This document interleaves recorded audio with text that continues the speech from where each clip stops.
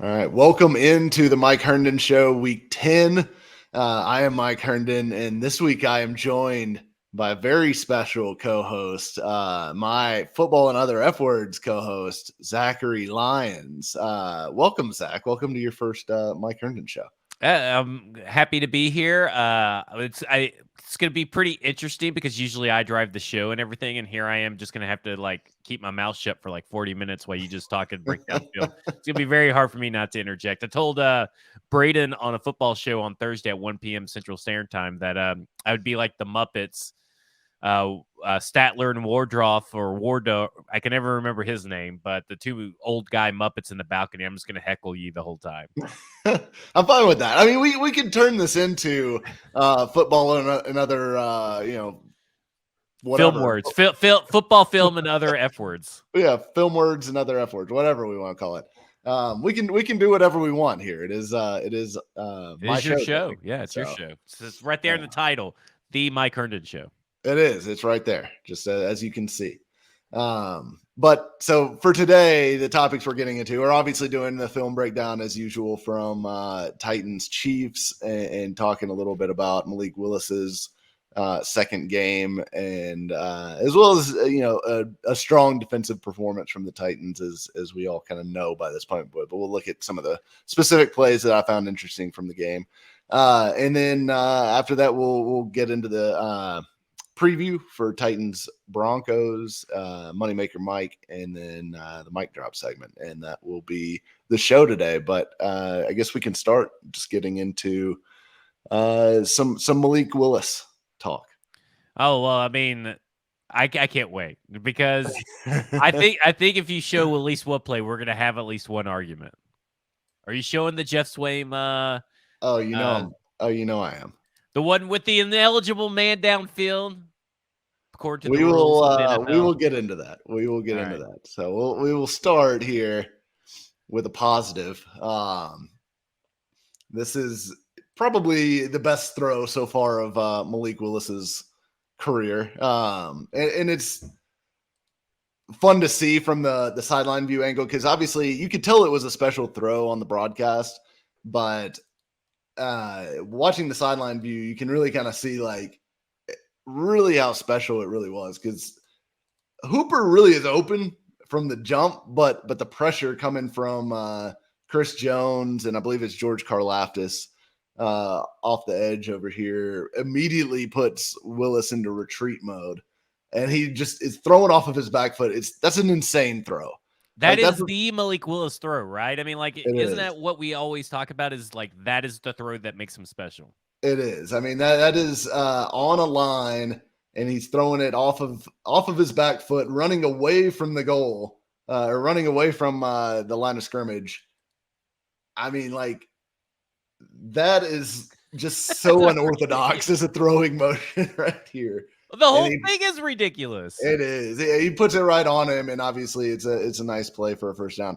But that is the stuff where you look at it and here's the I'll show the sideline. Is that Jordan Roos right there? See, this is why I should be on your film shows because I'm looking at Jordan Roos over there in the blue. Right? That's got to be Jordan Roos. I think that's Jordan Roos because he wore something kind of ridiculous on the plane that weekend. He is what is it? Creature Man is his. Is that his nickname? Creature Man. Yeah. Here's the I got to show the end zone view just because it's pretty spectacular as well.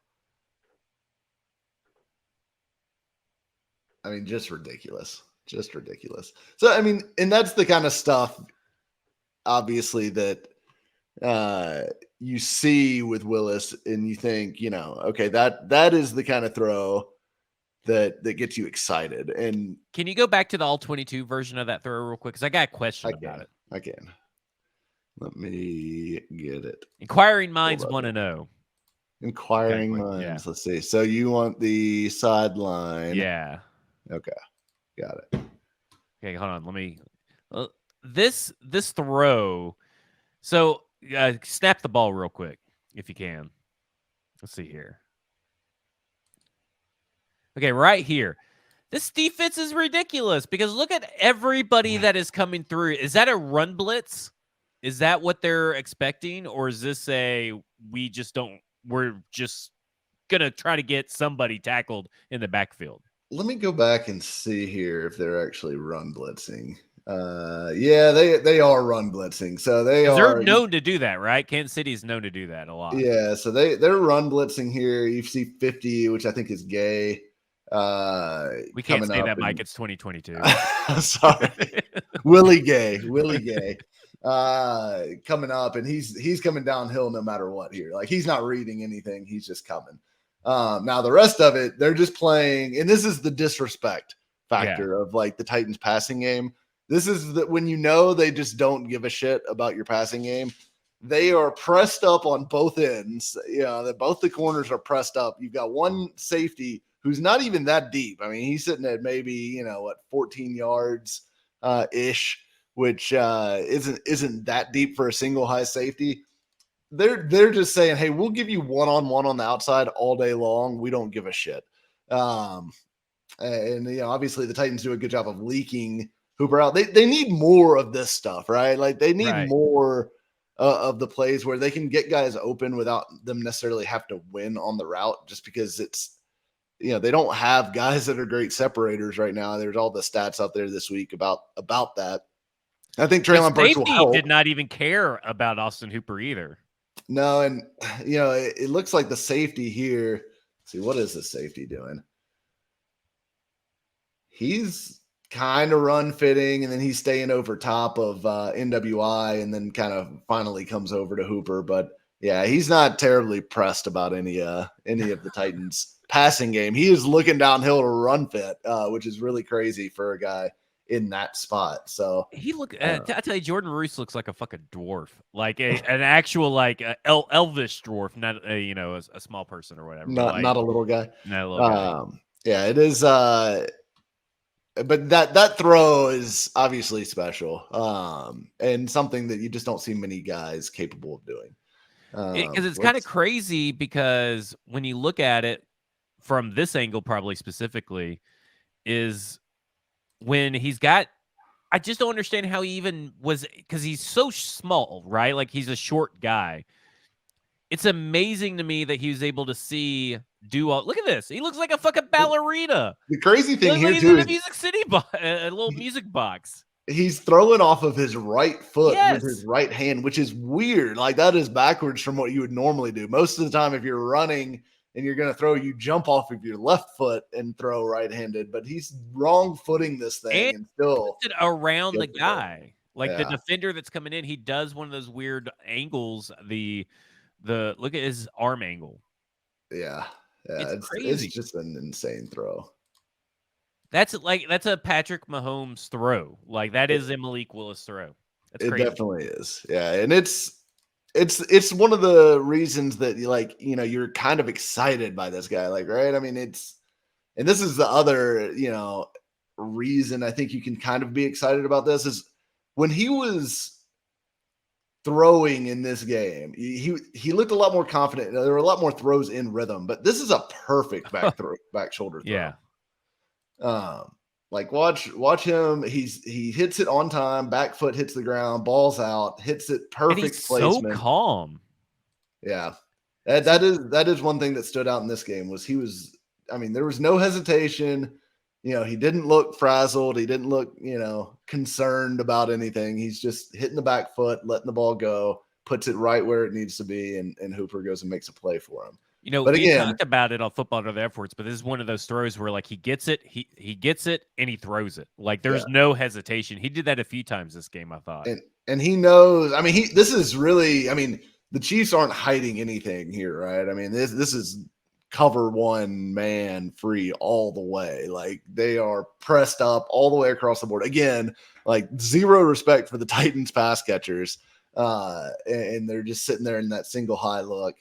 And he picks basically the matchup he wants here pre-snap and is just going to go to it. So he gets the slot fade to Hooper, who makes a great catch too.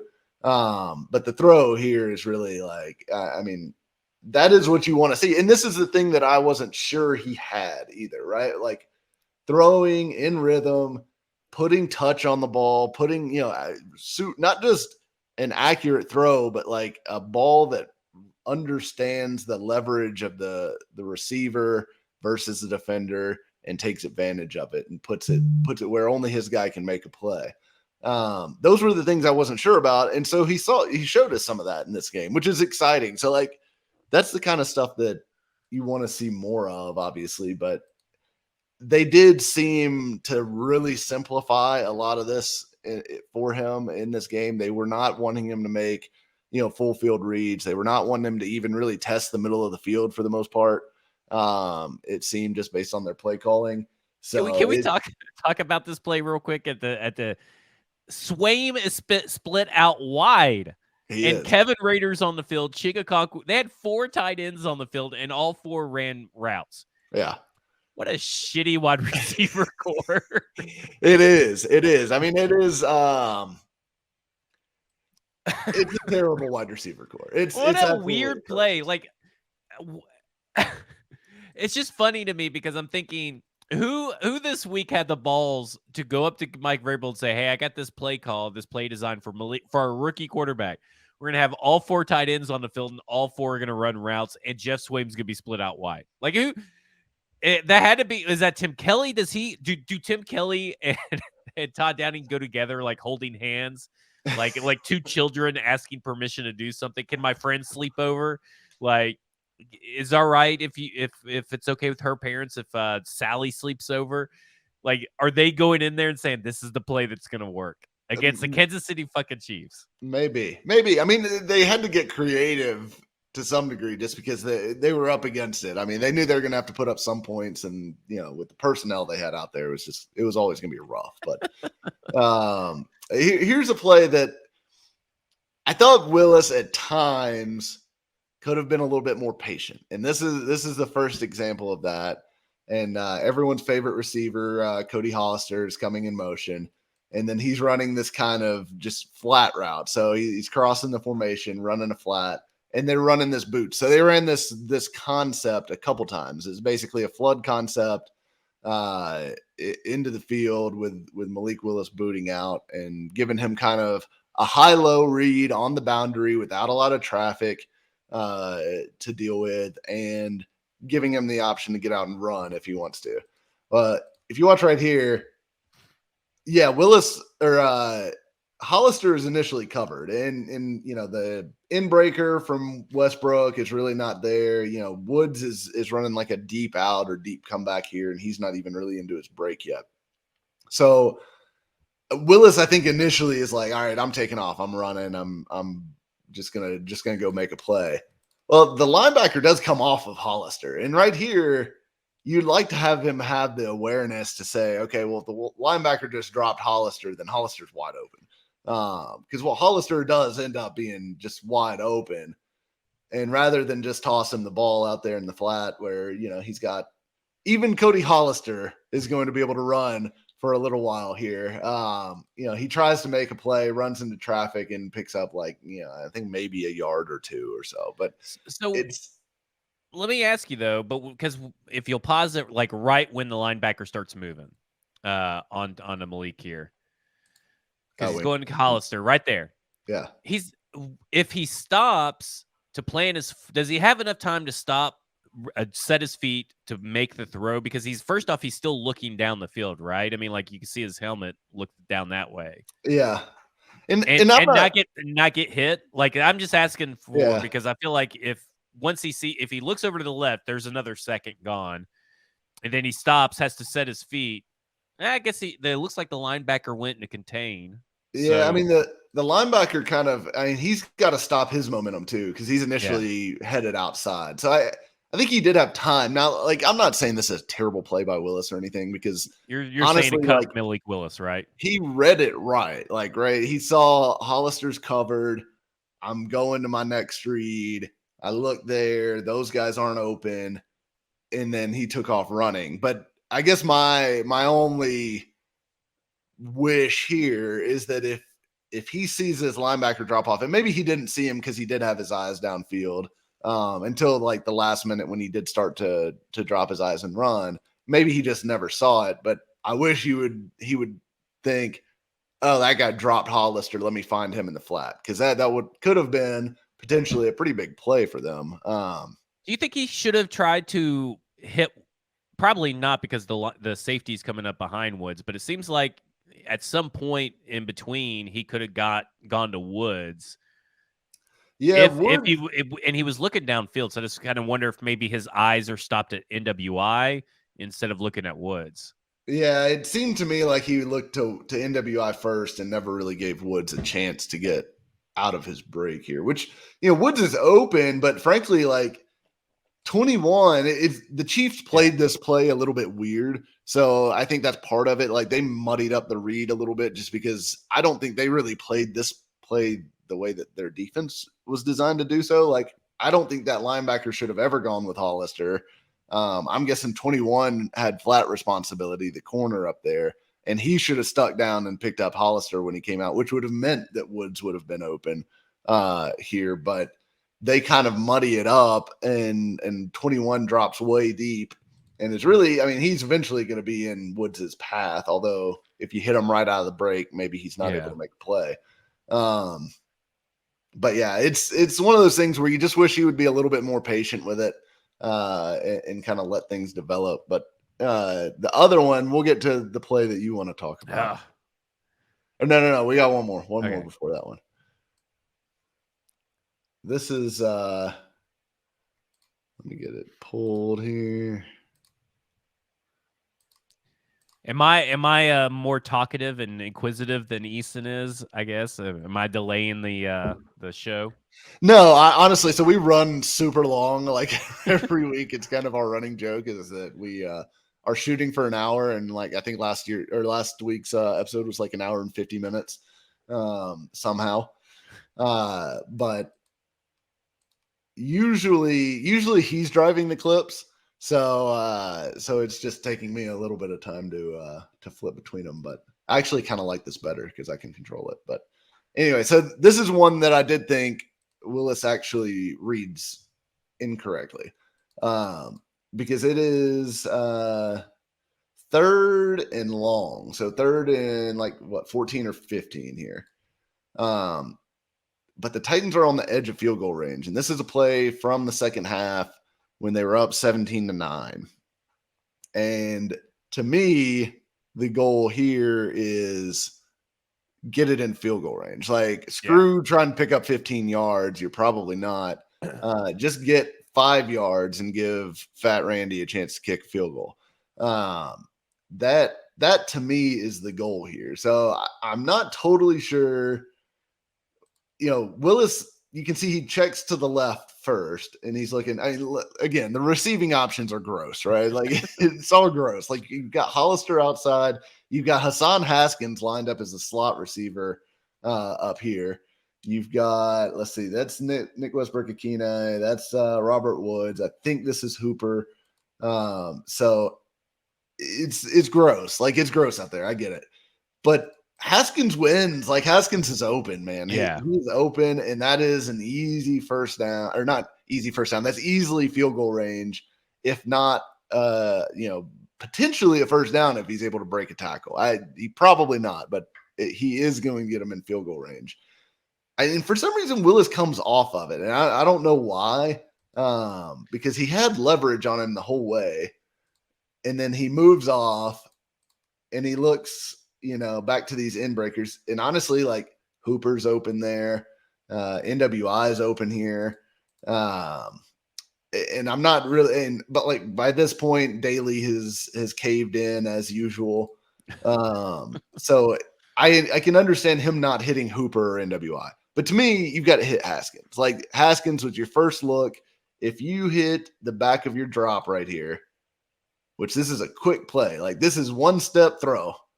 Like, hit the back foot, and this ball needs to be coming out right here. And that is a completion. Like, to me, that is the stuff that you want to see him just clean up a little bit. It seems like he misunderstands the assignment, right? I mean, like, because if you look at it, you have 3 guys going in breaking routes and only 2 guys going deep.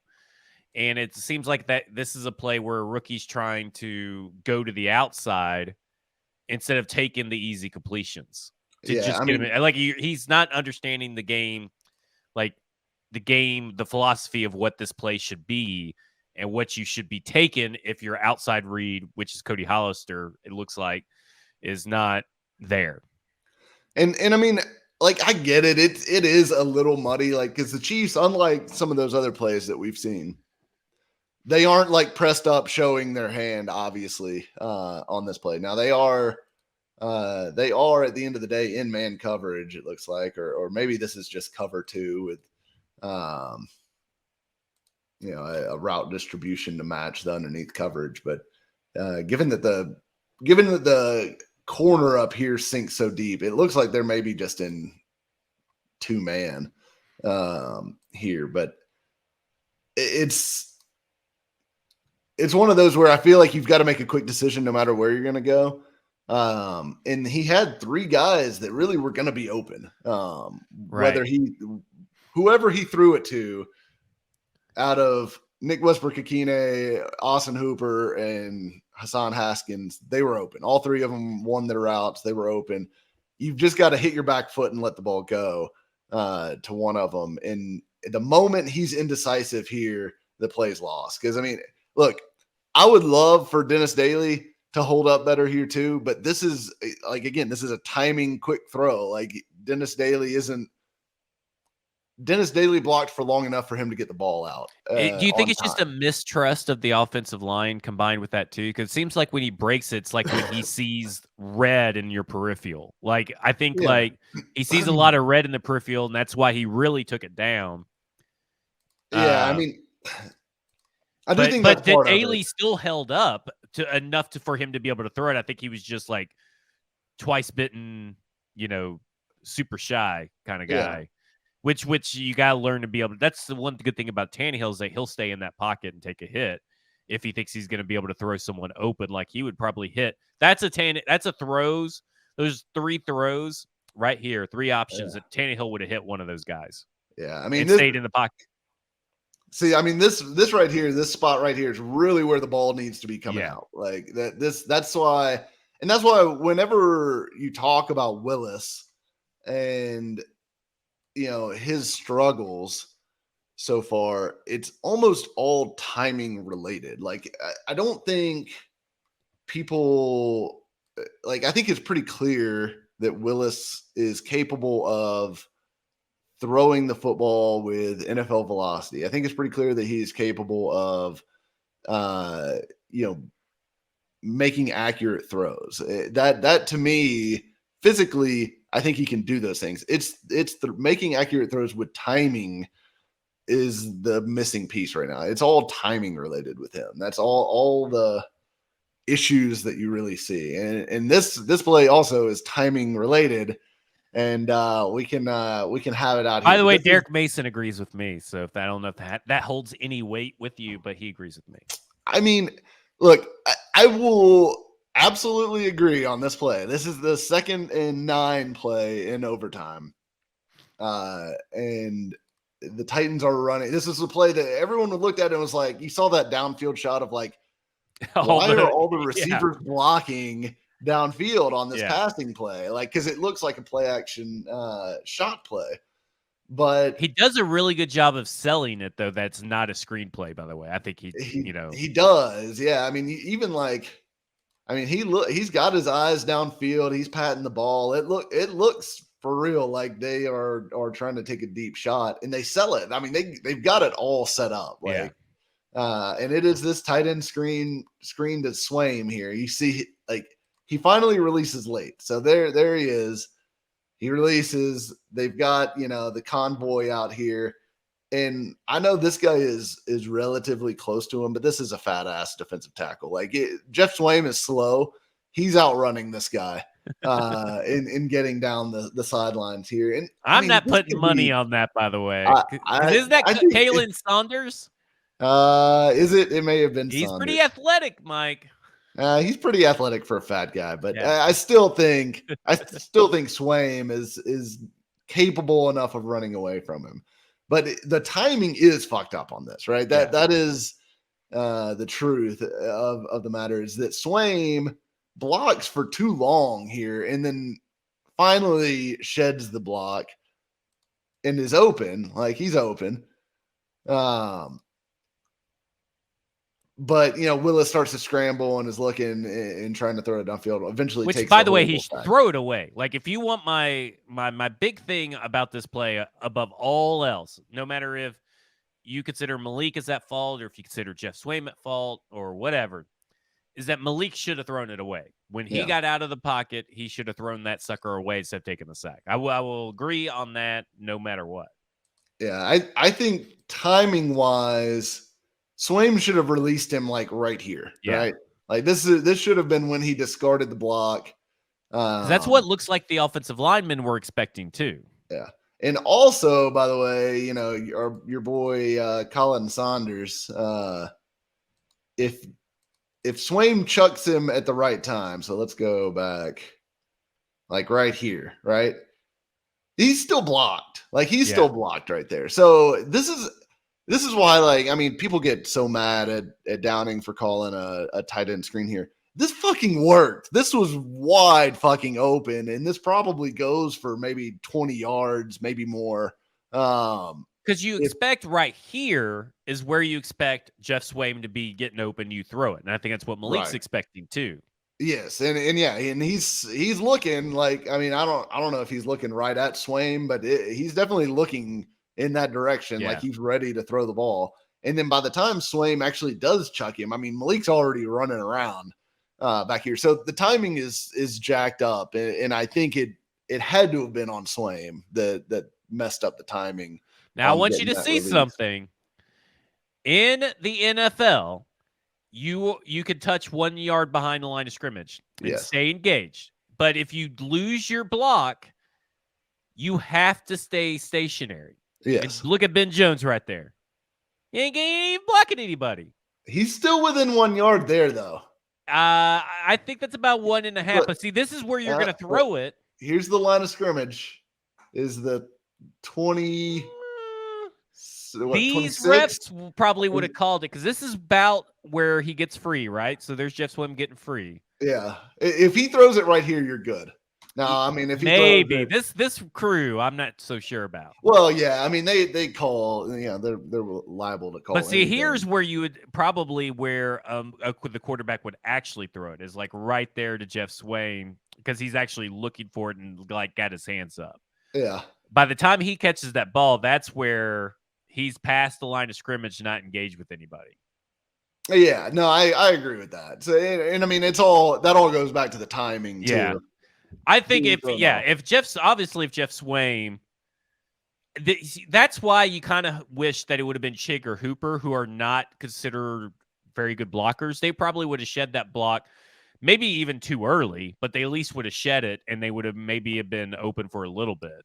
But you can't take the sack. You can't take the sack. That's my big thing. Yeah, you could not take the sack there because this team cannot overcome bad down and distances. Like they just can't. And 3rd and 9 is already bad enough, but 3rd and whatever it turned out to be 18 or whatever was obviously not going to happen. But here's the other thing, and people, and I know like it would be better to throw that play to Chig or Hooper, but the problem with that is like, this is Swaim's position right here. Like this is where Swaim always lines up. He's always stapled to the right tackle because he is like a lot of times staying in to help block with these terrible tackles. So they don't get absolutely mauled and killed more so than they already are. So I think if you put Hooper in right here, alarm bells start going off for the defense that, hey, we need to watch out for whatever's going on over here because they might throw it to this guy. Like with Swaim, they're less likely to pay attention to that. And, Swaim can catch a 3-yard pass just as well as any of those guys. And then run after the catch or whatever. Right? He's not as good after the catch as Chig, but he's as good as Cooper is. Can I ask you a question about this though? This play design. Why do you think that if it would have worked? It'd have been great. I agree with that. It would have gone on. But why do they put so much faith that Geoff Swaim and this crew and Malik Willis is going to do everything right and not give Malik another safety valve to let the pass go? Because if there was someone doing a different route and Geoff Swaim gets caught up like he did, he would have had somewhere to throw, even if maybe it wasn't the right play. Yeah, I mean, like 99% of screens are basically one read plays. I mean, it's going to the guy it's designed for, or it's going in the dirt, one of the two. That's why I like, a lot of times if the screen isn't there, almost always you'll see a quarterback just throw it at their feet, or something like that. So I mean, could they have given him something on the backside or something like that, or receivers maybe actually at least looking for a football? Maybe, but it's really like 9 times out of 10, if not more. Should he have thrown it at Swaim's feet, or should he have tried to make plays with his feet and then try to throw it out of bounds if he didn't have anything? Yeah, because if for Willis, I guess you would want him to try to make a play with his feet if possible. The tricky thing is, and here's almost like I'm not sure what Willis is looking at here, because he starts to scramble, and I almost wonder if he is thinking like, I guess Swaim forgot the play, and maybe he's like, I'm just going to take off and run behind where the blocks were going to be anyways. Because he initially takes off that direction until he sees Swaim start to shed Dunlap here. And then he's like, oh, shed, and he doubles back. But yeah, I mean, honestly, if Swaim would have just kept blocking, Malik has a lane too, right? Like you almost like that even better. Maybe. Well, I don't know. I've heard that he runs a 4.9 or something. He's very slow, according to people. He is not. He's a better runner than Swaim is for sure. So you kind of like that better. But even still, like, he tries to double back, and then it's just the walls close in on him. And yeah, you'd like to see like, hey, maybe can you just throw this out of bounds right here? But then you've got to be able to turn and get it far enough to get it beyond the line of scrimmage and all that stuff anyway. So I'm not sure he could have done that safely with them bearing down on his right arm like that. So and he clearly was trying to throw it away at the end, but just an unfortunate series of timing issues here. And like I do wish Malik would have been a little bit more patient with it, or just thrown it at Swaim's feet and given him the, hey, what the fuck are you doing, man? After the play and lived to run a 3rd and 9. But that does it for really the Malik section here on the film stuff. I want to show a few snaps here of the defense because defense was spectacular. I think we all have come to appreciate the pass rush and what those guys are able to do consistently. But I wanted to get a few snaps where we're just looking at the coverage that the Titans were able to put out there, because these guys on the back end played a phenomenal game. Like, the Titans got well, that's what they did in last year's matchup too, is like they confused them with all the different coverages. Yeah, and that was the case this year as well. I mean, they did a ton to Mahomes throughout this game, man. Look, he's got to throw it away, like eventually, like, and he's sitting back there in the pocket for forever, right? Like, I mean, the snap here is at about 4 seconds.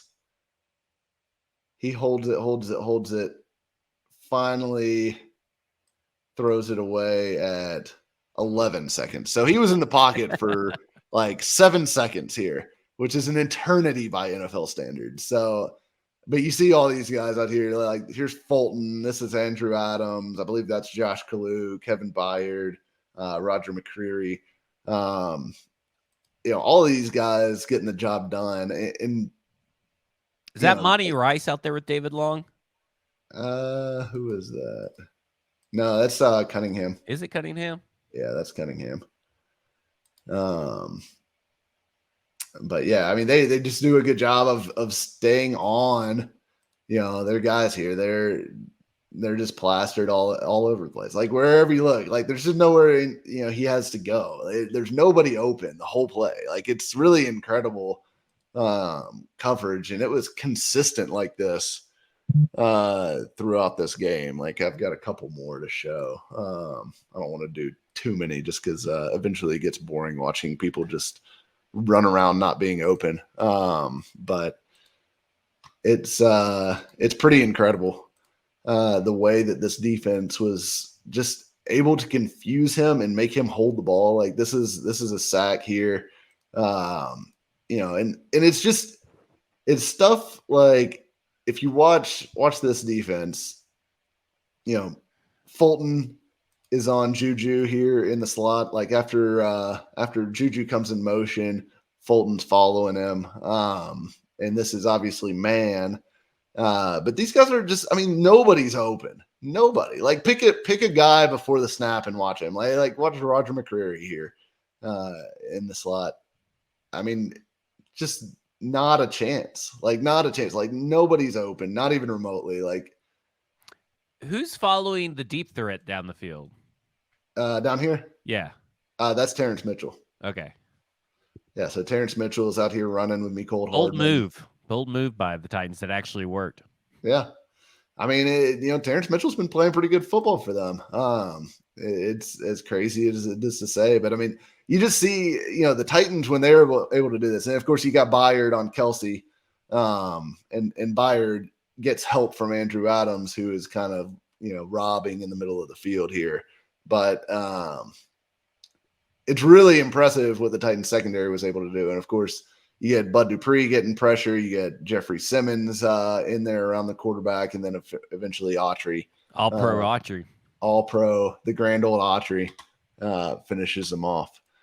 And then we've got another sack here that was largely coverage dictated. But I think this Titans secondary, and look, Josh Kalu played a pretty good game. Like he played better than I really would have thought coming into this game. But when they get Elijah Molden back, this has a chance to be really something special on the back end because there's no Amani Hooker in this game either, right? Like no Molden, no Hooker.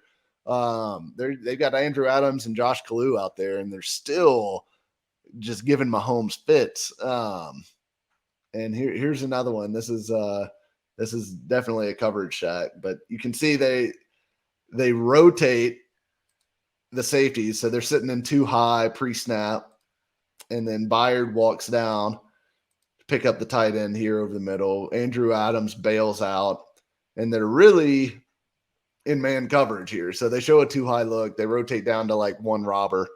And, eventually, Mahomes just has to, like, he gives that pump, which you can see, like, he's processing, right? He's processing. All right, this is what they're doing to me.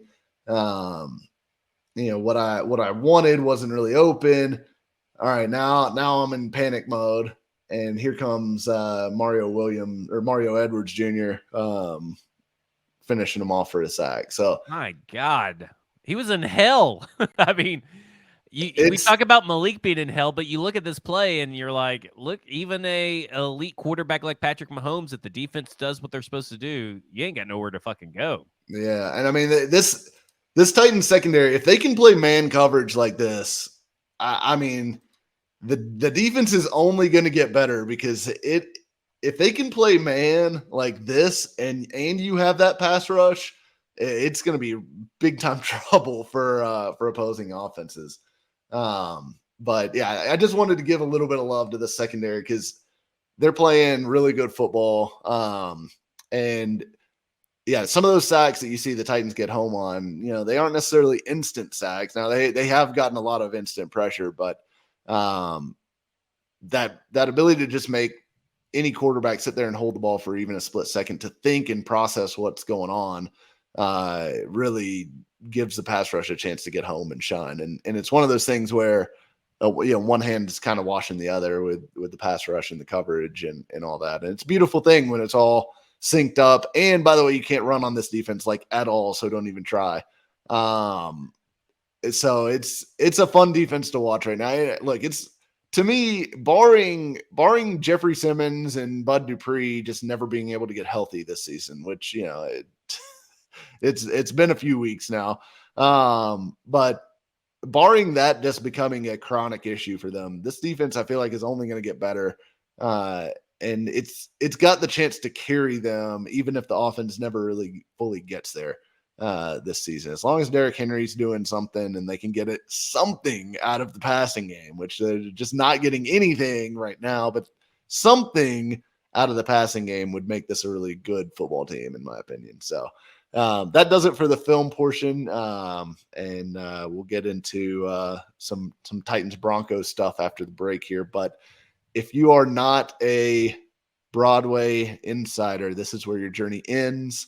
If you want to listen to the whole episode, fuck out or watch the no whole cheapskates.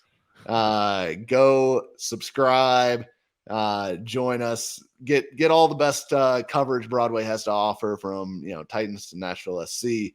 Go check it out. We got World Cup stuff coming up. It's going to be all over the site, which the World Cup, if you're into the World Cup, you'll want to be subscribed to Broadway Sports. Ben Wright and Chris Ivey and all the soccer guys over there do a phenomenal job on the site covering soccer. They'll have some of the best local World Cup coverage that you can get here. So go subscribe and then come join us on the back end. Listen, you don't have to go home, but you can't stay here. Listen, it's $50 a month. Just use code INSIDER for 99 cents for your first month, or code ANNUAL for 40% off the annual price. Like, just do it. It's so worth it. How much did you say per month? It's 99 cents the first month if you use code INSIDER. If you use code ANNUAL, it's 40% off, and it's $49.99. So that's $50. That's less for the whole year. That's so cheap. That's less than $5 a month. I mean, it's easy. It's an easy decision to make. Easy peasy. We got kids to feed. I got dog, but you got a kid. I've got a kid to feed. Yeah. You got a kid to feed. We need this money. Pay for it. This will be it for you, though. You're gone if you do not pay and you're not logged in. Until you go pay, and then you can come back. Then you come back. Come on back.